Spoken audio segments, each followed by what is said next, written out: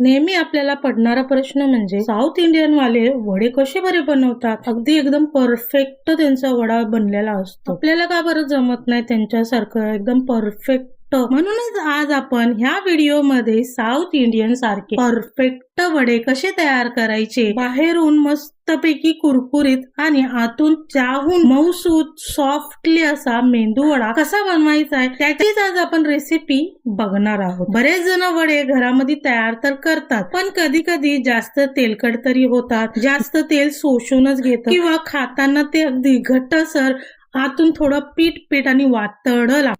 आता या सगळ्या गोष्टी आपल्या बरोबर होऊ नये यासाठी मी खास ट्रिक आणि टिप्स घेऊन तुमच्या सोबत हा व्हिडिओ शेअर करणार आहे. त्यामुळे ह्या वड्याची रेसिपी तुम्ही पण नक्की घरी ट्राय करून बघा. छान कुरकुरीत आणि मऊसूत होतील. रेसिपी नेहमीसारखी सोपीच आहे, त्यासाठी व्हिडिओ शेवटपर्यंत नक्की बघा. चला तर मग करूया. तर आज आपण साधारण अर्धा किलोच्या प्रमाणामध्ये वडे तयार करणार आहोत. तर त्यासाठी इथे आपण अर्धा किलो डाळ घेतलेली आहे. वाटीच्या प्रमाणाने बघाल तर 2.5 वाटी आपण डाळ घेतलेली आहे आणि वजनी बघाल तर 500 ग्रॅम आपण उडदाची डाळ घेतलेली आहे. ही तुम्ही कुठल्याही बाजारामध्ये 2 प्रकारची डाळ भेटते, त्यातली आपण नेहमी जी वापरण्यात असते ती घेतलात तरी अति उत्तम. स्वच्छ 2 ते 3 पाण्याने आपल्याला ही डाळ धुवून घ्यायची आहे आणि साधारणपणे आपल्याला 2 तास आपल्याला भिजत घालायची आहे. फक्त 2 तासच भिजवायची.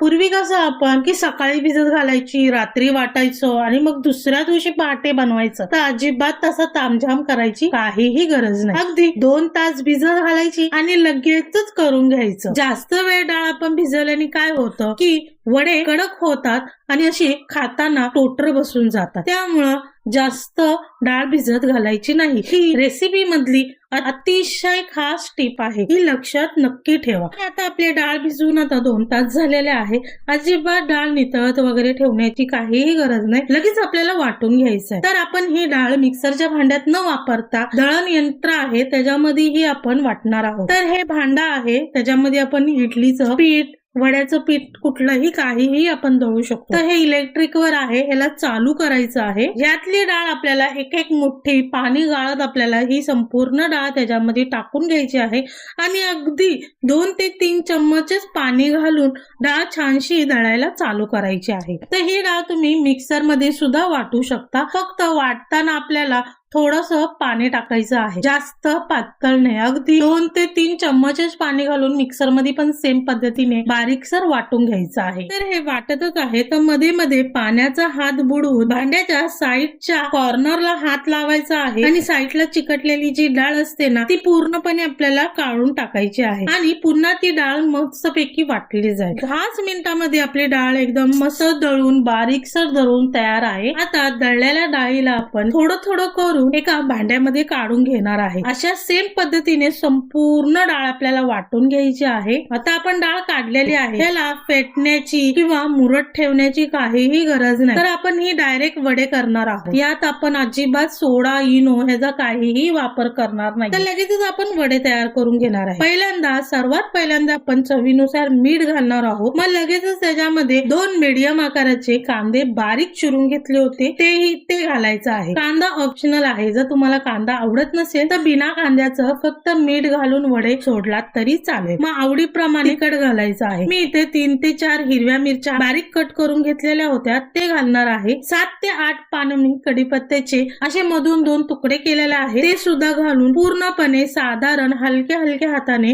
मिक्स करून घेणार आहे. जास्त फर्मेट करणार नाही, तासन तास त्याला फेटत बसणार नाही. फेटून मग त्याला पाण्यामध्ये फुलले का नाही हे तर अजिबातच चेक करणार नाहीये. मुरत तर अजिबात ठेवणार नाही. डाळ वाटली की लगेच इथं आपण वडे तयार करून घेणार आहोत. वड्यांसाठी आता आपलं मिश्रण एकदम परफेक्ट तयार आहे. तर आता गॅसवरती आपल्याला एक कढई ठेवायची आहे. साधारण त्याला वडे तळणे एवढे आपल्याला तेल टाकून तेल चांगलं गरम करून घ्यायचं आहे. तेल आपल्याला हे मोठ्या आचेवरच गरम करून घ्यायचं आहे. तर आता आपल्याला वड्यासाठी तेल कितपत गरम पाहिजे, तर पिठामधला थोडासा पिठाचा गोळा मी घेणार आहे आणि गरम तेलामध्ये सोडणार आहे. हा छोटा गोळा पटकन वर आला म्हणजे आपलं एकदम परफेक्ट तेल गरम झालेलं आहे. आता आपण हाताला थोडस पाण्याचा हात लावणार आहे आणि अगदी पारंपरिक आणि साऊथ इंडियन पद्धतीने एक एक वडे मी तेलामध्ये सोडून घेणार आहे. तर स्टार्टिंगला दाखवल्याप्रमाणे पाण्यामध्ये हात बुडवायचा आणि अलगद पीठ आपल्याला हातावरती घ्यायचं आहे आणि अंगठ्याच्या सहाऱ्याने मध्ये त्याला होल करून घ्यायचं आहे आणि अलगद मग गरम गरम तेलामध्ये वडे सोडायचं आहे. फक्त इथं लक्षात ठेवायचं आहे, वडे सोडताना तेल गरम आहे, हात भाजून घेऊ नका. एकदम अलगद पद्धतीने वडे आपल्याला एक एक करून तेलामध्ये सोडून घेणार आहे. तर इथं लक्षात ठेवायचं आहे,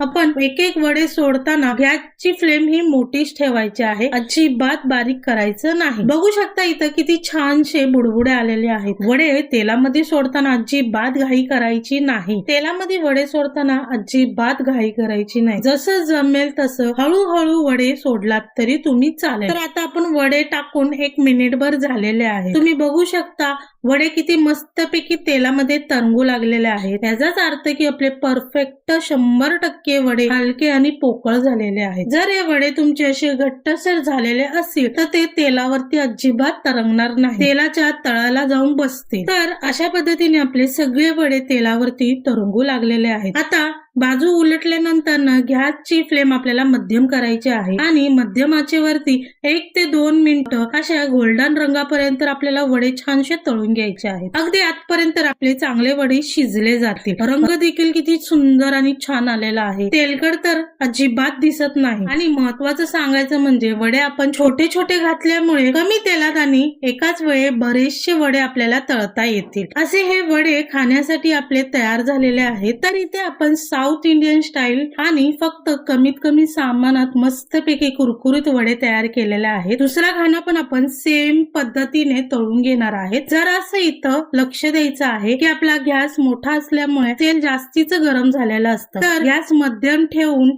मध्यम आचेवरतीच आपल्याला सगळे छानशे वडे सगळे तळून घ्यायचे आहेत. आपण घेतलेल्या डाळीपासून साधारणपणे 40 ते 45 छोट्या छोट्या आकाराचे आपले वडे तयार झालेले आहेत. छानशे मस्तपैकी गोल गोल आपले वडे तयार झालेले आहेत. ह्या वड्याला आपण आवडीप्रमाणे चटणी सोबत किंवा सांबार सोबत सुद्धा खाऊ शकतो. जरी तुम्ही चटणी किंवा सांबार जरी नसेल ना, नुसता खाल्लात तरी अप्रतिम वडे लागतात. आजचा व्हिडिओ आवडला असेल तर एक लाईक, शेअर, कमेंट नक्की करा. चॅनलवर जर नवीन असाल तर सबस्क्राईब केल्याशिवाय बिलकुल सुद्धा जाऊ नका. चला तर मग पुन्हा भेटूया अशा छान छान आणि मस्त मस्त रेसिपी सोबत प्रज्ञाच मेजवानी चॅनल मध्ये.